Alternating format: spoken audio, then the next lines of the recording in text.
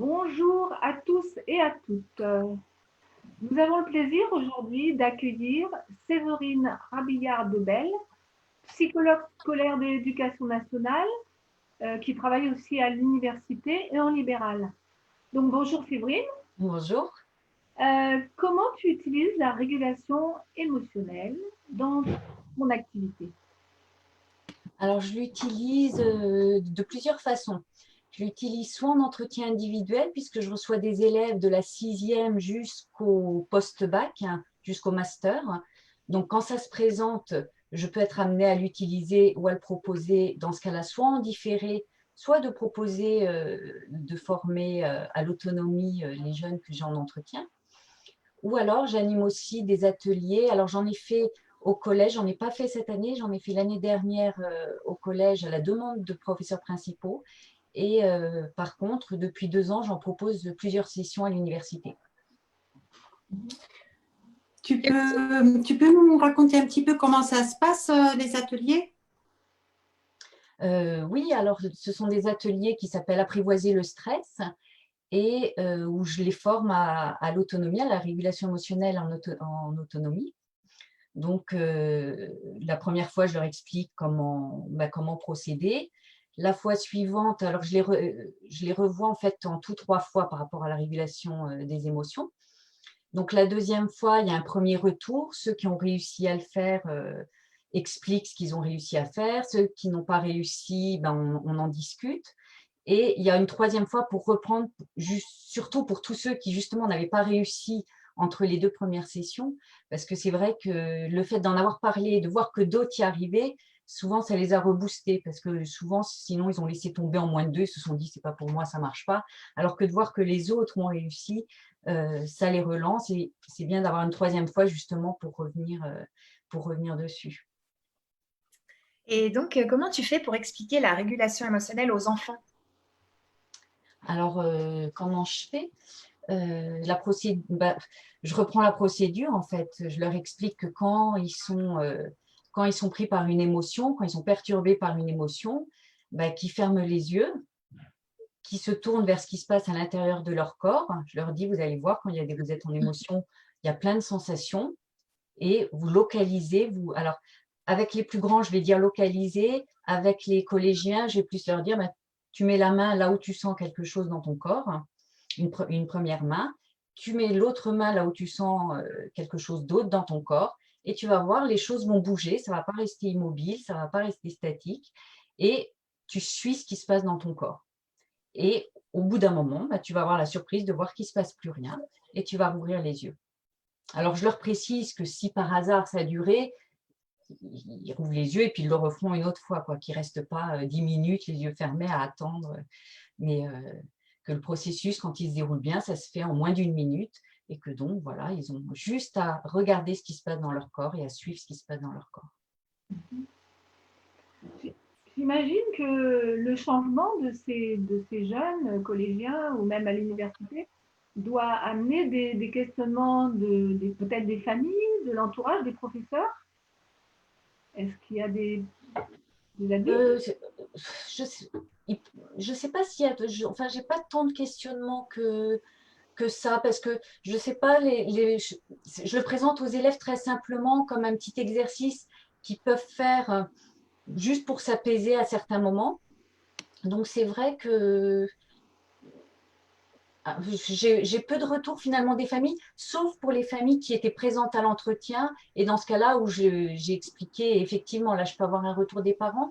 Mais c'est vrai que je ne suis pas sûre d'avoir déjà eu de retour de parents après coup. Ou alors je les ai peut-être pas en tête. Les professeurs, si je peux en avoir, parce que ceux avec qui j'ai pu parler de l'approche, effectivement, m'envoient des élèves justement pour qu'on puisse travailler sur certaines émotions. Mais c'est vrai que sinon, c'est plus vu voilà, comme un petit exercice, comme ils auraient un petit exercice de relaxation, parce qu'à un moment donné de l'entretien, ils m'ont fait part de stress, de difficultés à un moment donné. Et c'est quelque chose de plus de léger qui passe comme ça, on va dire. Est-ce que ça concerne... Oui, vas-y Sophie, vas-y. Quel type de problématique tu rencontres Alors, dans l'accompagnement Quand on t'envoie les enfants ou dans les accompagnements peut-être spontanés, je ne sais pas quel type de… Ouais. Alors, les plus fréquentes, il y en a plusieurs parce qu'effectivement, à l'école, on retrouve toutes les émotions possibles et inimaginables, mais les plus fréquentes liées à la scolarité, je pense que c'est vraiment tout ce qui est peur de l'échec, anxiété de performance, donc en examen, en contrôle, ceux qui sont soit bloqués, qui sont complètement inhibés, qui n'arrivent plus à répondre aux questions et à ce qu'on attend d'eux. Ou alors carrément ceux qui font des crises d'angoisse et qui quittent, là je pense plus à l'université, qui quittent l'amphi ou la salle d'examen.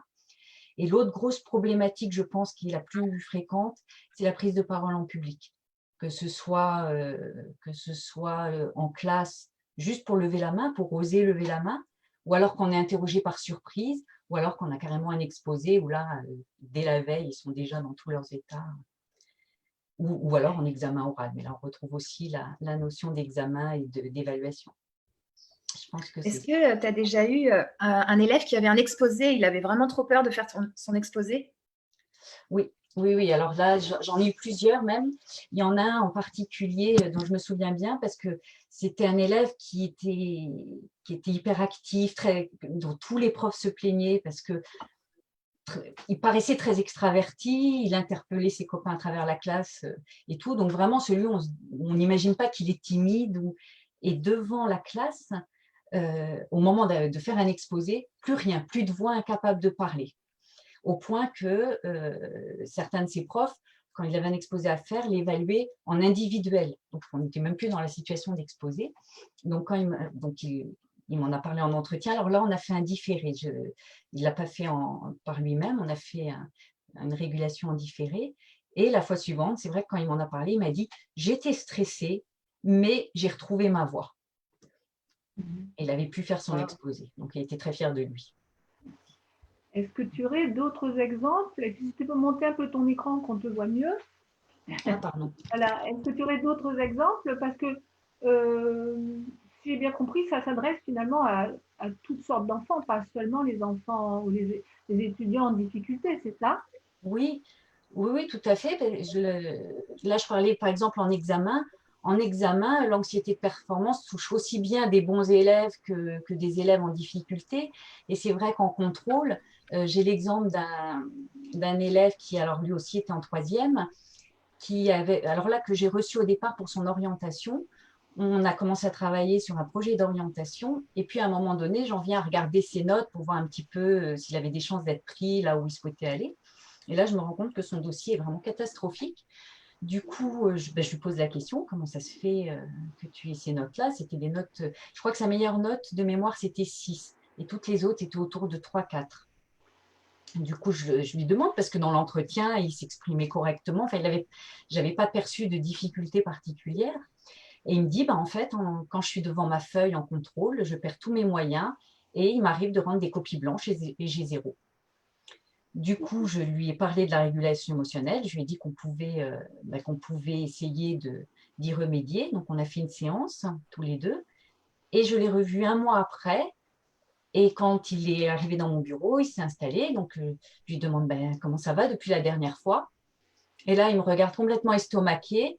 Et il me dit, parce qu'on s'est déjà rencontrés. Alors là, c'était mon tour d'être estomaqué. Je lui dis, oui, j'ai eu un doute. Je me suis dit, mince, je suis en train de le confondre avec un autre. Et je lui explique ce qu'on a fait. Et du coup, c'est lui qui me demande, ah bon, et alors, est-ce que je me suis débarrassée de ce problème? Je dis, je ne sais pas, c'est toi qui vas me le dire. Ah, il me dit, je ne sais pas. Du coup, je lui ai demandé, mais alors, tu n'as pas eu de contrôle depuis la dernière fois? Tu devais avoir un contrôle d'anglais, c'est ce que tu m'avais dit, tu as dû le passer, comment ça a été? Bon, je ne sais pas. Je lui ai dit, en plus, tu as dû avoir le brevet blanc, parce que je connaissais les dates du brevet blanc au collège. Et il me dit, je ne sais pas non plus, on n'a pas eu les résultats. Je dis, oui, mais toi, devant ta copie, tu as écrit quelque chose? Bah oui. Je dis, tu n'as pas été désarçonné par la consigne? Bah non, je ne crois pas. Et je lui dis, alors, c'est que ça s'est bien passé. Après, je ne sais pas la note, mais en tout cas, toi. Et il me dit, ah oui, c'est vrai que j'avais ce problème. Mais là, il avait régulé au point de ne même plus se souvenir avoir eu de problème et même de m'avoir rencontré. Ça, c'était le plus spectaculaire que j'ai eu. Ouais. Est-ce que quelqu'un me posait une avant-dernière question? Moi, j'en ai une. Séverine, est-ce qu'il y a des gens qui viennent te voir, enfin des enfants, par exemple, pour le harcèlement scolaire ou bien pour d'autres problèmes qui ne sont pas liés à l'école, mais en tout cas que eux, ils ont comme des phobies, des peurs, des choses comme ça?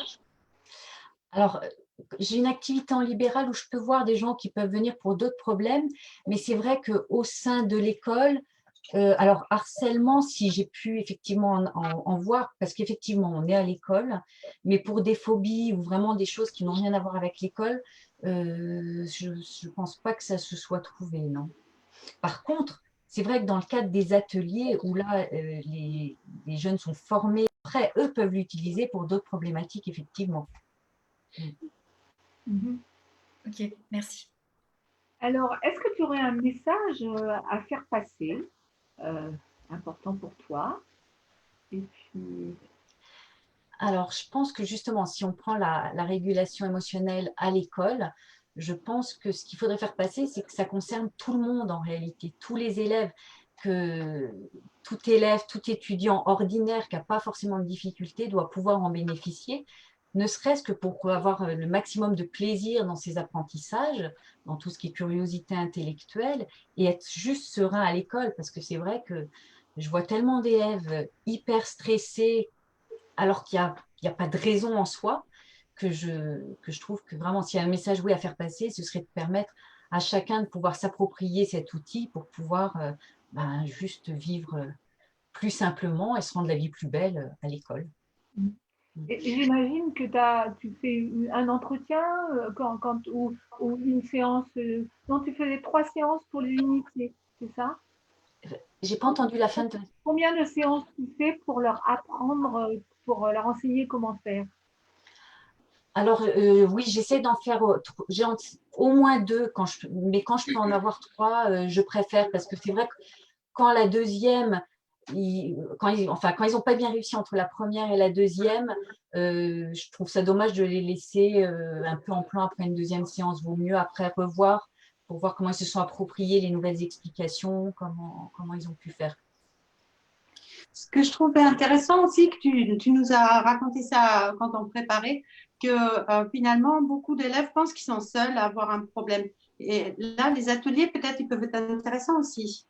Oui, tout à fait. Ben, c'est le cas surtout pour la prise de parole en public, où effectivement, la plupart des élèves pensent qu'ils sont les seuls à avoir cette problématique et que tous les autres sont à l'aise. Et quand on est en atelier et qu'ils entendent que ben non, ils ne sont pas tout seuls, voire qu'ils sont tous dans le même cas, ils tombent des nues. Ils tombent des nues parce qu'ils ont toujours l'impression qu'il y a la grande gueule là qui s'en sort toujours bien et qu'ils sont incapables de parler comme ça en public. Et en fait, il voit que même celui qui a l'air à l'aise, il prend sur lui que ça lui coûte. Et ça, c'est toujours très drôle de voir leur réaction parce que c'est quasiment systématique. Comme c'est une problématique qui revient à chaque fois, ils finissent toujours par dire mais je pensais être le seul, ou alors Ça, s'interpeller, mais toi aussi, tu n'es pas à l'aise. Comment c'est possible? c'est génial. Alors, pour terminer, Séverine, j'ai envie de te proposer de faire une petite mise en scène. On va dire que moi, j'arrive te voir, que je suis l'élève qui est complètement paniqué. Et toi, je vais te proposer de me répondre. Alors, je commence le petit mime. Oh, madame, ça va pas du tout, hein, moi, j'en peux Qu'est-ce que plus. ça fait dans ton corps? Ah, Mets la main là où ça fait quelque chose dans ton corps. ouais, là, Ferme les yeux. oui, Mets l'autre main là où ça fait autre chose dans ton corps. voilà, hein, Alors laisse faire tes sensations oui, et bouge tes mains au fur et à mesure que ça bouge dans ton corps. là. Laisse faire.